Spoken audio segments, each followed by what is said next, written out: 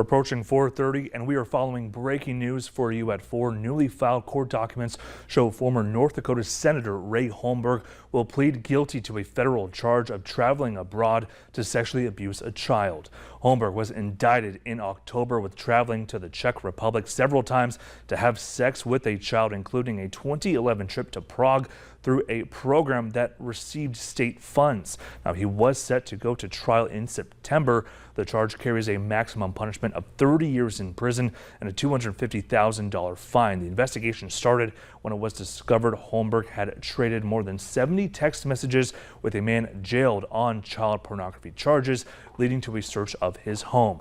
Now, Nicholas Morgan DeRozier was sentenced to 40 years in federal prison last month, but is appealing.